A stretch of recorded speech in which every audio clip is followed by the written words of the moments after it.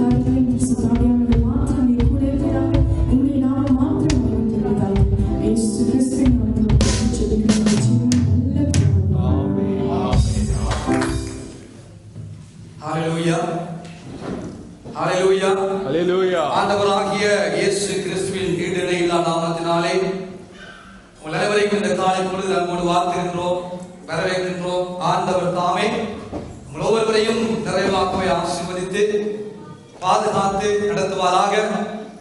உங்கள் அனைவருக்கும் எங்களுடைய பெத்தேல் சுவிசேஷ சபையின் சார்பான கிறிஸ்துமஸ் தின நல்ல வாழ்த்துக்களை தெரிவித்துக் கொள்கிறோம். ஆண்டவர் உங்களை ஆசீர்வதிப்பாராக. அருமையான தேவனுடைய பிள்ளைகளே, இன்றைக்கு 2000 ஆண்டுகளுக்கு முன்பதாக ஆண்டவராகிய இயேசு கிறிஸ்து மனிதனாக இந்த பூமியில் பிறந்த ஒரு நாளை உலகம் கடந்து, கண்டங்கள் கடந்து, தேசங்கள் கடந்து, பாஷைகள் கடந்து இந்த உலகமே ஒரு மனிதனுடைய பிறந்த நாளை கொண்டாடுவதென்றால் அது ஆண்டவராகிய இயேசு கிறிஸ்துவினுடைய பிறந்த நாளில் மாத்திரம்தான் இன்றைக்கு 2024 ஆண்டுகளாய் கொண்டாடி கொண்டிருக்கிறோம். ஆமென். அப்படியானால் கிறிஸ்து எனும் இரட்சகர், கர்த்தராகிய கிறிஸ்து எனும் இரட்சகர் இந்த பூமியில பிறந்ததை எந்த ஒரு மனிதனும் மறைக்கவோ முடியாத உண்மை. ஏனென்றால் கிறிஸ்துவுக்கு முன்பதாக, கிறிஸ்துவுக்கு பின்பதாக என்று சொல்லி சரித்திரத்தை இரண்டாக பிளவுபடுத்திய தெய்வம் என்றால் அது நானும் நீங்களும் ஆராதிக்கிற ஆண்டவர் என்னும் இரட்சகராகிய அந்த இயேசு பெயர் மாத்திரமே சரித்திரத்தில் இடம் பிடிக்கப்பட்டிருக்கிறது. எத்தனையோ தெய்வங்கள் உலகத்தில் தோன்றி மறைந்தார்கள். எத்தனையோ தெய்வங்களை மனிதன் உருவாக்கினான்.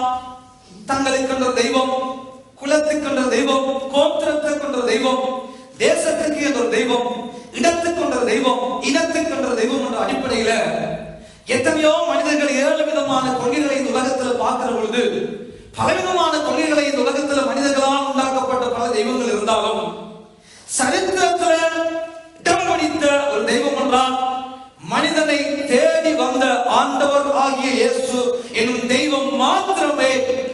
நம்மை தேடி வந்த, நமக்காக இந்த பூமிக்கு கடந்து வந்த ஒரு தெய்வம். மற்றும் எல்லாம் மனிதனால் தேடி கண்டுபிடிக்கப்பட்டவைகள். ஆனால் மனிதனை தேடி கண்டுபிடிக்கும்படியாக, மனிதனை தேடி வந்து மனிதனுக்கு உதவி செய்யும்படியாக, மானிட வர்க்கத்தை மீட்கும்படியாக, மானிட வர்க்கத்துக்கு ஆசீர்வாதமாக இருக்கும்படியாக வந்த தெய்வம் என்றால் அது நானும் நீங்களும் ஆராதிக்கிற இயேசு என்னும் இரட்சகராகிய தெய்வம் மாத்திரமே. ஆகவேதான் சரித்திரம் மறைக்க முடியவில்லை, பல சர்வதிகாரம் அவரை மறைக்க முடியவில்லை. ஆண்டவராகிய இயேசு கிறிஸ்து பாலகனாய் இந்த பூமியில் பிறந்த பொழுது சாஸ்திரிகள் அந்த ஆண்டவராகிய இயேசு கிறிஸ்துவை தேடி வந்த பொழுது ஏரோது ராஜாவிடத்தில் போய், யூதருக்கு ராஜாவாக பிறந்தவர் எங்கே, நாங்கள் அவரை பணிந்து கொள்ள வந்தோம் என்று சொன்ன பொழுது ஏரோதும் அவருடைய கூட்டத்தாரும் கலங்கி பயந்து இயேசுவை கொலை செய்யும்படியாக மூக்கவரை கொண்டு இந்த பூமியில அலைந்தார்கள் ஒரு கூட்டம். பிறந்த பொழுதே இயேசுவை அழித்துவிட சர்வதிகாரமும் சகல பலமிக்க ராஜ்யங்களும் பிசாசும் முயற்சி எடுத்தது. ஆனால் என் ஆண்டவராகிய இயேசு கிறிஸ்து யூதா கோத்திரத்தின் யூத சிங்கமாக அவர் பிறந்தபடியினால் எவனும் அழிக்க முடியவில்லை. இயேசுவை யாரும் அழிக்க முடியவில்லை. பிறக்கிற பொழுது அழித்துவிட பிசாசும் இந்த உலகமும் சர்வாதிகாரமும் ரோம பேரரசின் ஆட்சிக்குள் இருந்ததான ஏரோதும் இயேசுவை கொலை செய்யும்படியாக தேடியும் தோற்று போனதை வரலாற்றில் கர்த்தருடைய ஆவியானவர் வேதாகமத்துக்குள்ளே எழுதி வைத்துள்ளார். பிரியமானவர்களே, ஆகவே இயேசு என்னும் ஒரு கடவுள் கிறிஸ்தவத்தை ஸ்தாபிக்கவோ, இல்லாவிட்டால் ஒரு சபையை ஸ்தாபிக்கவோ, இல்லாவிட்டால் ஒரு மதத்தை மார்க்கத்தை உண்டாக்கவோ வரவில்லை. இந்த உலகத்தினுடைய பார்வையில இயேசு ஒரு வெள்ளக்கார சாமி, இயேசு அல்லேலியா கூட்டத்து சாமி, இயேசுவை தேடுகிறவர்கள் ஏழைகள், எளியவர்கள், இயேசுவை தேடுகிறவர்கள் விதவைகள் என்று சொல்லி இன்னைக்கு இயேசுவுக்கு பின்னாலே செல்கிறதான கூட்டத்தை பார்த்து பலவிதமான வார்த்தைகளை இந்த உலகம் சொல்லிக் கொண்டே இருக்கிறது. ஒரு கூட்டம் சொல்லுகிறது அவர்கள் கிறிஸ்தவர்கள் என்று சொல்லி, இன்னும் ஒரு கூட்டம் சொல்லுகிறது அவர்கள் வேதக்காரர்கள், வேதம் வைத்திருக்கிறபடினால் வேதக்காரர்கள் என்று, இன்னும் ஒரு கூட்டம் சொல்லுகிறது அவர்கள் அல்லேலூயா கூட்டம் என்று சொல்லி, இப்படி பலவிதமாக இயேசுவை சொல்லுகிற ஒரு காலகட்டத்தில் நாமும் நீங்களும் பார்த்து கொண்டிருக்கிறோம். அருமையானவர்களே, எனக்கு அருமையான தேவனுடைய பிள்ளைகளே, ஆனால் இயேசு என்னும் ஒரு கடவுள் இந்த பூமியில கிறிஸ்தவத்தை உருவாக்கவோ, இல்லாவிட்டால் ஒரு கட்சியை உருவாக்கவோ,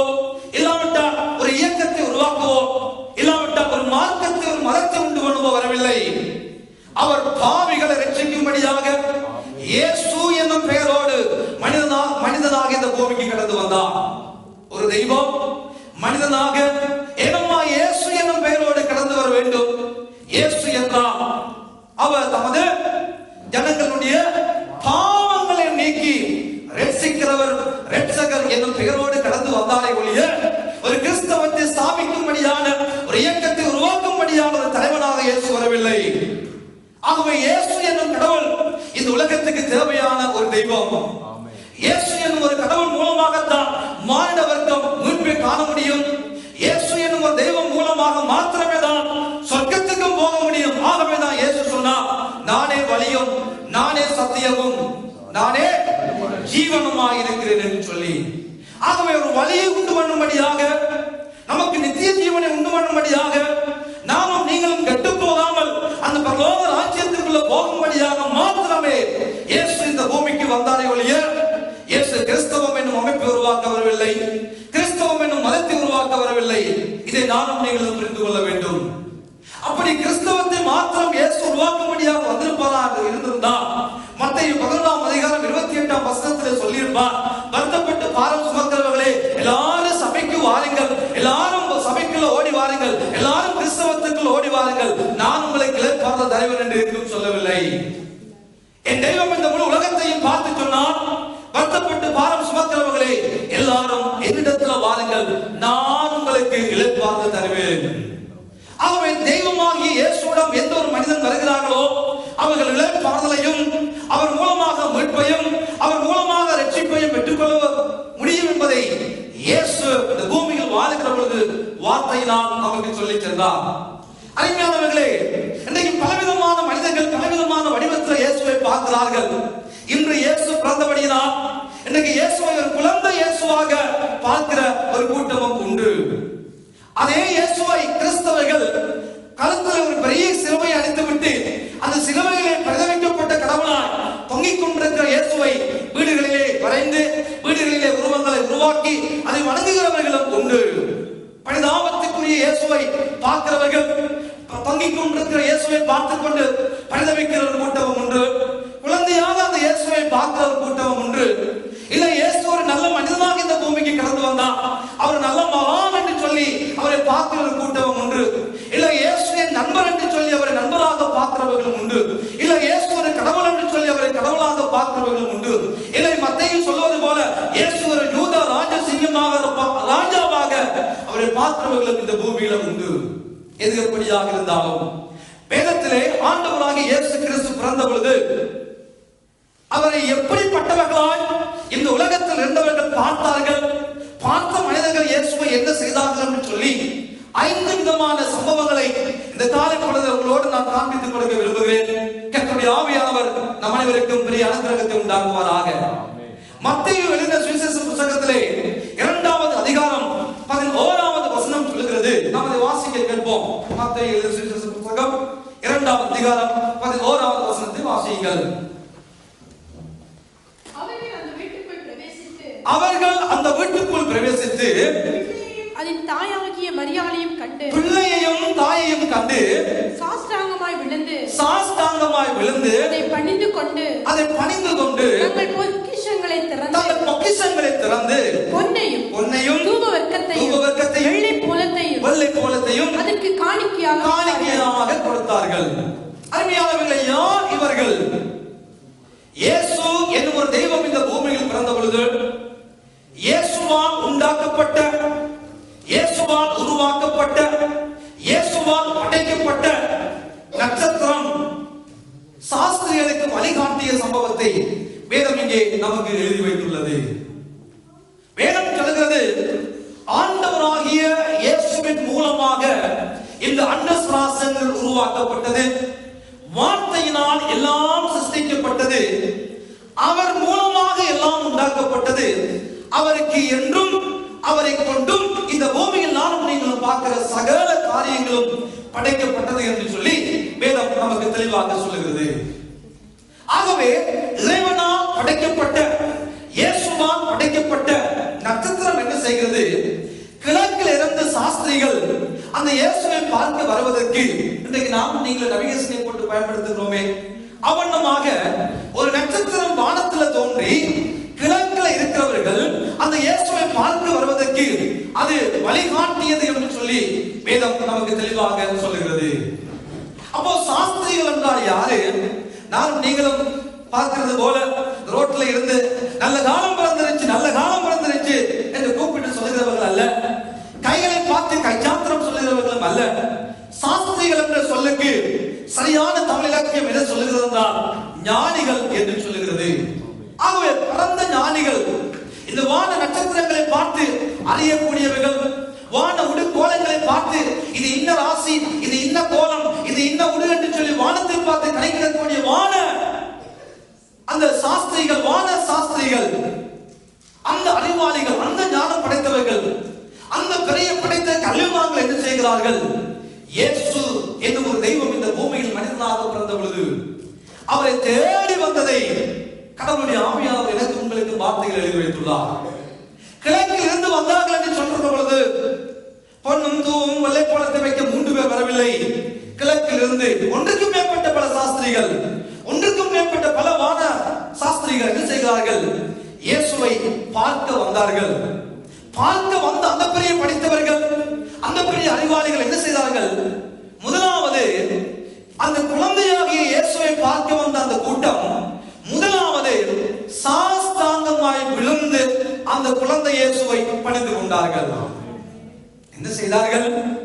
சாஸ்தாங்கமாய் விழுந்து. யார் விழுந்தார்கள்? சாதாரண ஏழை எளியவர்கள் அல்ல, சாதாரண மனிதர்கள் அல்ல, பெரிய ஞானிகள், பெரிய அறிவாளிகள், பெரிய புத்திஜீவிகள் இயேசுவுக்கு முன்பதாக இந்த உலகத்துல சாஸ்தாங்கமாய் விழுந்தார்கள், அவரை பணிந்து கொண்டார்கள். அப்படியானால் நானும் நீங்களும் பார்க்கிற குழந்தை இயேசுவை அவர்கள் பார்த்தார்கள். நானும் நீங்களும் நம்முடைய மனக்கண்ணில் வைத்திருக்கிற குழந்தை இயேசுவை பார்த்தார்கள். அந்த குழந்தை இயேசு சாஸ்திரிகளுக்கு எப்படிப்பட்டவராக இருந்தார்? தெய்வமாக, கணத்துக்குரியவராக, மதிப்புக்குரியவராக. சரி, நாங்கள் வந்துட்டு குழந்தை இயேசுவை என்று பார்த்துவிட்டு போகவில்லை. விழுந்து, சாஸ்தாங்கமாய் விழுந்து பணிந்து தொழுது கொண்டார்கள். அருமையானவர்களே, இயேசு என்ன இங்கே காண்பிக்கப்படுகிறார்? அவர் வணக்கத்துக்குரிய தெய்வம், அவர் சாஸ்தாங்கமாய் விழ தகுதி உள்ள ஒரு தெய்வம், அவர் தொழுது கொள்ளக்கூடிய ஒரு தெய்வம் என்பதை இந்த 2வது அதிகாரம் மத்தேயு 11வது வசனத்தில் பார்க்கிற பொழுது முதலாவது கூட்டம் சாஸ்திரிகள் இயேசுவை விழுந்து பணிந்து கொண்டார்கள். சாஸ்திரிகள் பணிந்து கொண்டார்கள். அறிவாளிகளை அந்த கடவுளுக்கு முன்பதாக மண்டி இடுவார்களானால் நானும் நீங்களும் எம்மாத்திரம் அருமையானவர்களே. அவர் எங்களுடைய வாழ்க்கையில முதலாவது அந்த இயேசு என்னும் ஒரு தெய்வம் முதலாவது நம்முடைய வாழ்க்கையில அவர் தெய்வமாகவே இருக்கட்டும், அவர் தொலைது கொள்ளக்கூடியவராகவே இருக்கட்டும். சாஸ்தாங்கமாய் அவரை விழுந்து நானும் நீங்களும் எப்பொழுதும் பணிந்து கொள்ளக்கூடிய தகுதியுடையவராகவே நம்முடைய வாழ்க்கையில அந்த இயேசு எப்பொழுதும் உங்கள் வாழ்க்கையில முதலாவது இருக்கட்டும். 2வது பார்க்கிற பொழுது லூக்கா எழுதின சுவிசேஷ புத்தகம் 2வது அதிகாரம் 13வது அதிகாரம் 13, 14 வசனங்களை நாங்கள் வாசிக்க கேட்போம். லூக்கா 2வது அதிகாரம் 13, 14 வாசிங்கள்.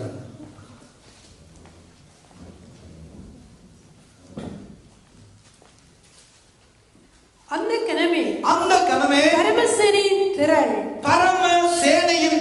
அந்த தூதனுடனே தோன்றி உன்னதத்தில் இருக்கிற தேவனுக்கு மகிமையும் பூமியிலே சமாதானமும் மனுஷன் பிரியமும் உண்டாவதாக என்று சொல்லி தெய்வத்தை துதித்தார்கள். யாரம்மா இங்கே வருகிறார்கள்? பரம சேனையின் திரள், தூதனோடு தோன்றுகின்ற ஒரு அழகான சந்தர்ப்பம். என்ன செய்ய வருகிறார்கள்? பரமசேனை, வானசேனை, வானத்தில் இருக்கிற தேவ தூதர்கள் அவரை பணிந்து கொள்ளும்படியாக, அவரை தொழுது கொள்ளும்படியாக இங்கே வருகிற காட்சியை கடவுள் நமக்கு எழுதி வைத்துள்ளார். ஆகவே இயேசு என்னும் ஒரு கடவுள் சாதாரணமானவர் அல்ல. பரமசேனையும் பரலோகத்தில் வாசம் பண்ணுகிற தேவ தூதர்களும் பணிந்து கொள்ள தகுதியுடைய தெய்வமாகவே அவர் அந்த குழந்தை வடிவிலே இருந்தார். இது எபிரேயருக்கு எழுதின நிருபம் 1வது அதிகாரம் 6வது வசனத்தில் பார்க்கிற பொழுது ஆண்டவராகிய இயேசு என்னும் இரட்சகர் இந்த பூமியில பிறக்க முன்பதாக தெய்வம் அழகாக ஒரு காரியத்தை தீர்க்க தரிசனமாக சொன்ன காரியத்தை பவுலடியார் எபிரேயருக்கு எழுதின நிருபத்தில் அவர் தெளிவாக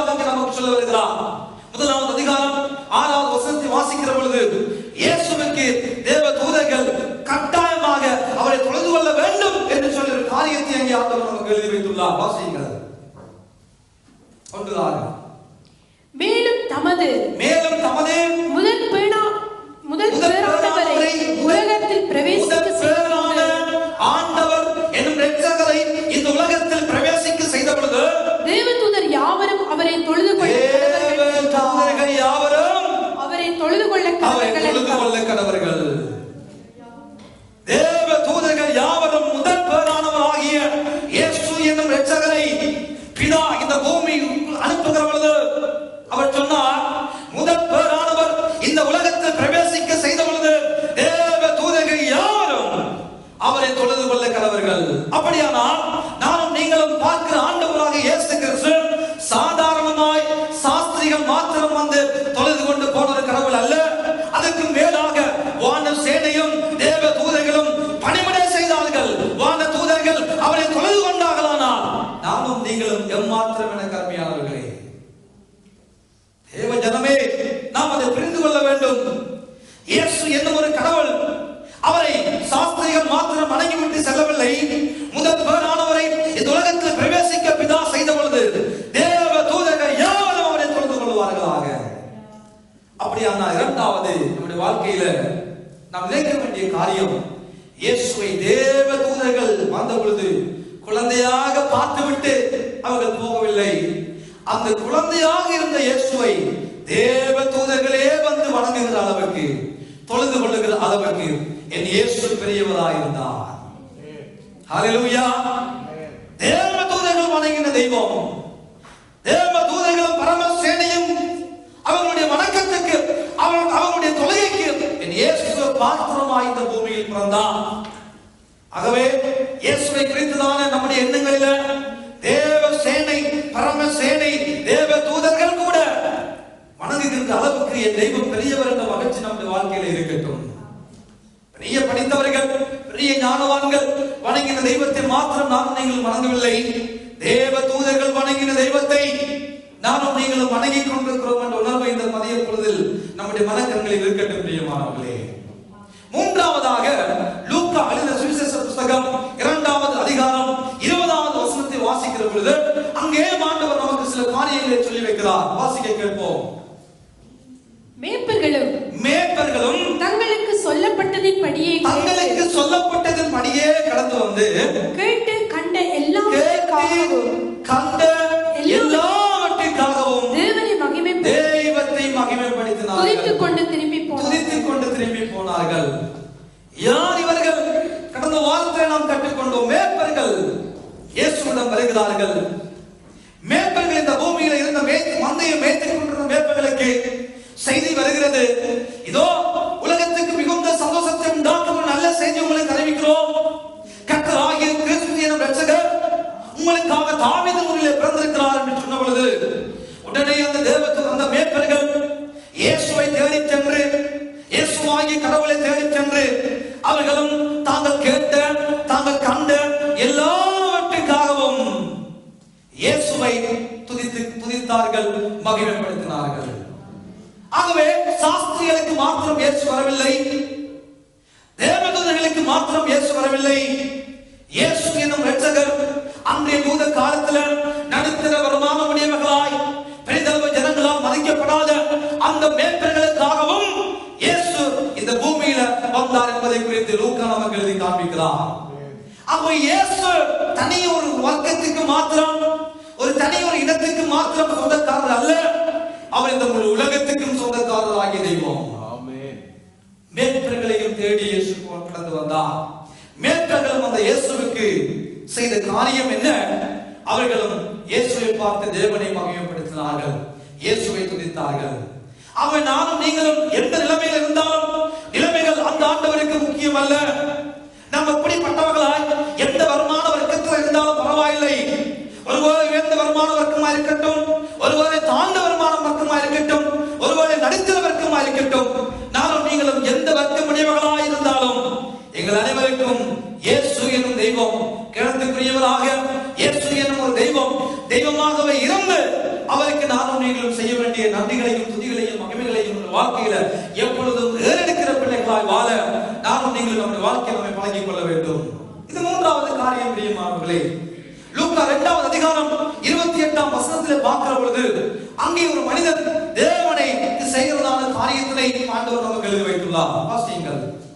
அவன் அவரை தன் கைகளில் ஏந்திக் கொண்டு அவரை தன்னுடைய கைகளில் ஏந்திக் கொண்டு தேவனை ஸ்தோத்தரித்து ஆண்டவரே உமது வார்த்தையின்படி உமது அடியேனை உம்முடைய அடியேனை இப்பொழுது சமாதானத்தோட போக முடியும் என்று சொல்லி ஒரு மனிதன் சொல்லுகிறார். யார் இந்த மனிதன்? சிமியோன் என்னும் ஒரு மனிதன். இந்த சிமியோன் என்னும் ஒரு மனிதன் தேவனுடைய ரட்சிப்பு வருவதற்காக காத்துக் கொண்டிருந்த ஒரு மனிதன், பரிசுத்த ஆவியினால் நிரப்பப்பட்ட ஒரு மனிதன். பரிசுத்த ஆவியினால் நிரப்பப்பட்டு பரிசுத்த ஆவியானவர் அவனுக்கு சொல்லி இருந்தார், இரட்சகராகிய இயேசுவை காணும் முன்பதாக நீ மரிக்க மாட்டாய். நீ உயிரோடு இருக்கிற இந்த காலத்துக்குள்ளே அந்த இரட்சகராகிய கடவுளை நீ கண்டுவிடுவாய் என்று சொன்ன பொழுது அந்த பயபக்தி உள்ளவன், வேதம் சொல்கிறது பரிசுத்தம் உள்ள ஆவியானவர் அந்த சிமியோன் என்ற மனிதனுக்கு மேலே தங்கி இருந்தார் என்று சொல்லி, அப்படி பயபக்திக்குரிய ஒரு மனிதன், உண்மையான ஒரு மனிதன், கடவுளுடைய ஆவியானவர் அவனோடு வாழும்படியாக கிருபைப்பட்ட அந்த மனிதன் கூட என்ன செய்கிறான்? தேவ ஆலயத்துக்குள்ள வந்து அந்த குழந்தையாகிய அந்த இயேசுவை உயர்த்தி தன்னுடைய கைகளில் ஏந்தி தேவனை கனப்படுத்தினான். யோசித்து பாருங்கள்.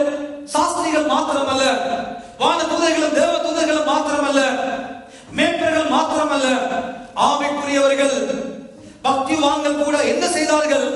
அந்த பெரிய பக்திமான்கள், ஆவியானவரை தங்கள் மேலே கொண்டகத்த பெரிய பக்திமான்கள் கூட அந்த இயேசுவை கனப்படுத்தினார்கள், துதித்தார்கள், மகிமைப்படுத்தினார்கள்.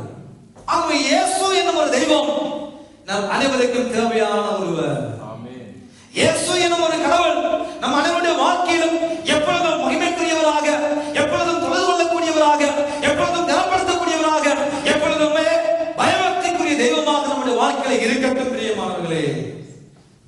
சிமியோன் அந்த இயேசுவை தன் கைகளில் ஏந்தி அவன் பிதாவை தொழுது கொண்டான், தேவனை தொழுது கொண்டான், அவரை புகழ்ந்து பாடி அவரை கனப்படுத்தினான் என்று சொல்லி ஆண்டவர் நமக்கு அங்கே 4வது சிமியோனை குறித்து நமக்கு எழுதி வைத்துள்ளார். 5வதாக அதே லூக்கா 2ஆம் அதிகாரம் 38ஆம் வசனத்தை வாசிக்கிற பொழுது ஒரு காரியத்தையும் கடவுள் நமக்கு எழுதி வைத்துள்ளார். வாசிக்க கேட்போம். அவளும் அந்த நேரத்தில் வந்து நின்று கர்த்தரை புகழ்ந்து கடவுளை புகழ்ந்தார். எருசலேமிலே மீட்புண்டாக காத்திருந்த யாவருக்கும் அவரை குறித்து பேசினார். யாரம்மா இந்த பெண்மணி? அன்னாள் என்று சொல்லப்படுகிற ஒரு பெண்மணி. பழைய ஏற்பாட்டில் இருந்த சாமுவேலுடைய தாயாராகிய அந்த அன்னாள் அல்ல, புதிய பாட்டுக்குள்ள இருந்த அன்னாள் என்று ஒரு விதவை பெண். சிறு பிரியாணத்திலே திருமணமாகி சிறு வயதிலே ஒரு குறிப்பிட்ட காலம் வாழ்ந்து கணவனை இழந்த ஒரு பெண்மணி. 84 வயதுடைய ஒரு பெண்மணி. தேவ சமூகத்தை விட்டு போகாமல் இரவும் பகலும் உபவாசம் பண்ணி ஜெபித்துக் கொண்டிருந்த ஒரு பெண்மணி என்ன செய்கிறார்? தேவ சமூகத்துக்குள்ள வந்து, தேவ ஆலயத்துக்குள்ள வந்து அந்த இயேசுவை புகழ்ந்தார் என்று வேதம் சொல்கிறது. அந்த இயேசுவை பார்த்து கடவுளை புகழ்ந்தார். அருமையான தேவனுடைய பிள்ளைகளே, வயது முக்கியம் அல்ல. 84 வயது. யாராவது இருக்கிறீங்களா 84 வயசு? இல்ல, 84 வயது அம்மா. வீட்டை வாசித்து பாருங்கள். ஜெபம் இருந்தது. ஒரு நேரம் மாத்திரம் இல்ல, இரவு பகல் ராப்பக ஜெபிக்கிற ஒரு தாயார். உபவாசம் இருந்தது, ஜெபம் இருந்தது. தேவ ஆலயத்தை விட்டு போக மனதில்லாமல் தேவ ஆலயத்துக்குள்ள எப்பொழுதும் தங்கியிருந்தது என்று சொல்லி கடவுளுடைய ஆவியானவர் நமக்கு எழுதி வைத்துள்ளார். வயது கடவுளை துதிப்பதற்கு ஒரு தடை இல்லை. எப்பேற்பட்ட வயதா இருந்தாலும் நாம் ஜெபிக்கலாம், எப்பேற்பட்ட வயதா இருந்தாலும் நாம் உபவாசிக்கலாம். நம்முடைய உபவாசத்துக்கும் நம்முடைய ஜெபத்துக்கும் தேவ சமூகத்தில் வாழ்கிற வாழ்க்கைக்கும் இந்த 84 வயதுடைய அன்னாள் என்னும் ஒரு தாயார் நாம் அனைவருக்கும் இன்றைக்கு ஞாபகத்தில் இருக்கட்டும். அந்த தாயார் என்ன செய்தால் தன்னால் முடிந்த அளவு 84 வயதுல தன்னால் முடிந்த அளவு, தன்னால் கூடுமான அளவு ஜெபம் பண்ணினார், தன்னால் முடிந்த அளவு உபவாசித்தார், தன்னால் முடிந்த அளவு தேவனோடு ஒரு நல்ல வாழ்க்கை வாழ்ந்து கொண்டிருந்தது மாத்திரமல்ல, அந்த அம்மாவும் அந்த தாயாரும் இந்த குழந்தை இயேசுவை பார்த்து கடவுளை புகழ்ந்தார்கள் என்று வேதம் சொல்கிறது. அருமையானவர்களே, நம்முடைய வாழ்க்கையிலும் நன்மைகள் இருக்கிற பொழுது மாத்திரம் கடவுளுக்கு நன்றி சொல்லாமல், ஆசீர்வாதங்கள் இருக்கிற பொழுது மாத்திரம் அந்த ஆண்டவரை உயர்த்தாமல், திருப்தியாக வாழ்கிற பொழுது மாத்திரம் நாம் அந்த கடவுளை தேடாமல், இருக்குதோ இல்லையோ, பணம் இருக்குதோ இல்லையோ, சுகம் இருக்குதோ இல்லையோ, வயசு இருக்குதோ இல்லையோ, இருக்கிறதை அந்த கடவுளுக்கு கொடுக்க நம்முடைய வாழ்க்கையை பழகிக் கொள்வோம். முடிந்தளவு அந்த தெய்வத்தை நம்முடைய வாழ்க்கையில உயர்த்த பழகிக் கொள்வோம். அதுதான் நம்முடைய வாழ்க்கையில முக்கியமான ஒன்று. ஆகவே இயேசு என்னும் ஒரு கடவுள், இயேசு என்னும் இரட்சகர் நம்முடைய வாழ்க்கையில அவர் துதிக்கப்பட பாத்திரர், அவர் கனத்துக்கு உரியவர், அவர் மகிமைக்கு உரியவர், அவர் தான் எல்லாமே. அவரை கொண்டும் அவருக்கு என்றும் நாமும் நீங்களும் உண்டாக்கப்பட்டுள்ளோம். வேதம் சொல்கிறது, இந்த ஜனத்தை எனக்கென்று ஏற்படுத்தினேன், இவர்கள் துதியை சொல்லி வருவார்களாக. இந்த கிறிஸ்துமஸ் நல்ல நாளிலே நாங்கள் உங்களுக்கு சொல்லுகிற ஒரு பணிவிடை இதுதான். ஆண்டவராகிய இயேசு என்னும் ஒரு கடவுள், அவர் துதிக்க பாத்திரர், அவர் கனத்துக்கு உரியவர், அவர் மகிமைக்கு உரியவர், அவர் எல்லாவற்றுக்கும் பாத்திரமாகிய தெய்வம் என்ற ஒரு உணர்வு நம்முடைய வாழ்க்கையில எல்லா நேரங்களிலும் எங்கள் வாழ்க்கையில இருக்கட்டும். வேதம் சொல்லுகிறது, யோவான் 3ஆம் அதிகாரம் 13ஆம் வசனம் என்ன சொல்லுகிறது? தேவன் தம்முடைய ஒரே பேரான குமாரனை விசுவாசிக்கிறவன் எவனோ கெட்டு போகாமல் நித்திய ஜீவனை அடையும்படி என்ன செய்தாராம்? அவரை தந்தருளி ஒரே பேரான குமாரனை எனக்காக உங்களுக்காக பிதா அவர் நமக்காக தந்தார். நமக்காக இதற்கு தந்தார். நமக்காக ஏன் தந்தார்? அடி வாங்க நமக்காக ஏன் வந்தார்? ரத்தம் சிந்த, முன்முடி தலையில சூட, அருமையானவர்களை அவமானம் என்னும் சிலுவையில அவமானமாய் தொங்க, 33 வயது நிரம்பி ஒரு வாலிபனாய், உடம்புல சரீரத்தில் பலதற்ற ஒரு வாலிபனாய் இந்த பூமியில் இயேசு வாழ்ந்த பொழுது வஸ்திரம் இல்லாதவராய் அவமானம் என்னும் சிலுவையில அவமானமாய் தொங்க விடும்படியாக பிதா தன்னுடைய ஒரே பேரான குமாரனாகிய இயேசுவை இந்த பூ உலகத்துக்கு இன்றைக்கு நமக்கு தந்தருளினார். யோசித்து பாருங்கள், நாம் இப்படி கொடுப்போமா? நம்முடைய பிள்ளைகளை நாம் கொடுப்போமா? உலகத்துக்காக, நம்முடைய பாவங்களுக்காக, நமக்கு மீட்பை உண்டாக்கும்படியாக, பாவத்தில் நம்மை வெளியே கொண்டு வரும்படியாக, பரலோக ராஜ்யத்தில் கொண்டு போகும்படியாக பரிசுத்தமுள்ள மனிதனுடைய இரத்தம், இயேசு எனும் இரத்தம் இந்த பூமியில சிந்தப்பட வேண்டும் என்பதற்காகவே அவரை தந்தருளினார். பாவம் நிறைந்த உலகம், அசுத்தமான உலகம், கந்தையான உலகம், கபடான உலகம், அநீதி நிறைந்த உலகம், பொல்லாப்பு நிறைந்த உலகத்துக்கு பிதா தன்னுடைய ஒரே பேரான குமாரனாகிய இயேசுவை அனுப்பினார். நம்முடைய பிள்ளைகளை சாதாரண ஆப்பிரிக்காவுக்கு அனுப்ப விரும்ப மாட்டோம். ஏன் ஆப்பிரிக்கா, இலங்கைக்கு அனுப்ப விரும்புவோமா?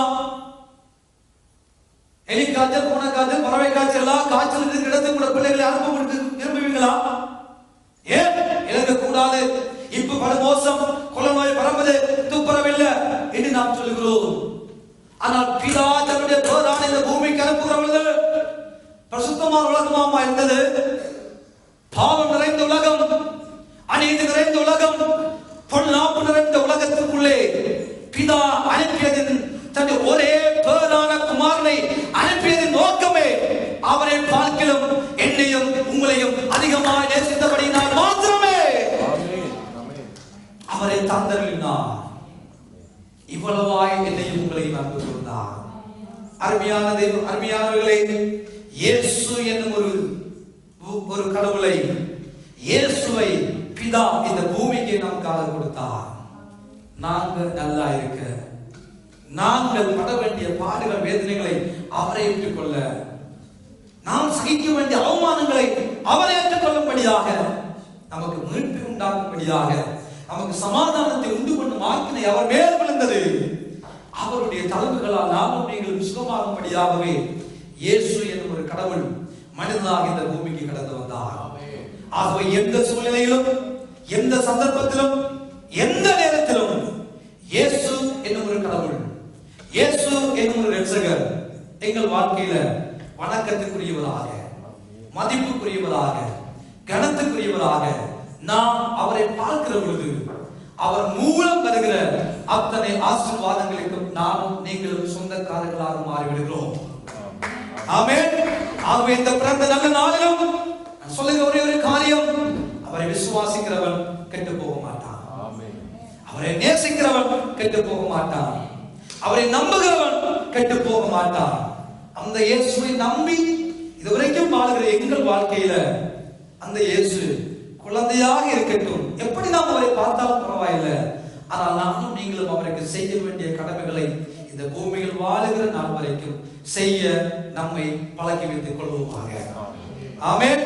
இதுவரைக்கும் உலகத்துல வந்து எந்த மனுஷனையும் பிரகாசிக்கிற வழியாக இந்த பூமிக்கு கடந்து வந்த ஆண்டவர் ஆகிய இயேசு என்னும் வலிமையான தெய்வம் இந்த நல்ல நாளிலும் நம்முடைய உள்ளங்களிலும் நம்முடைய இல்லங்களிலும் வெளிச்சத்தினால் நம்முடைய வாழ்க்கையை நிரப்பி எங்கெல்லாம் இருள் நிறைந்து இருக்கிறதோ அந்த இருள்களை நீக்கி வலிமையான நல்ல வாழ்க்கையை நமக்கு உண்டாக்கி நம்மை ஆசீர்வதித்து நம் அனைவரையும் நடத்துவாராக.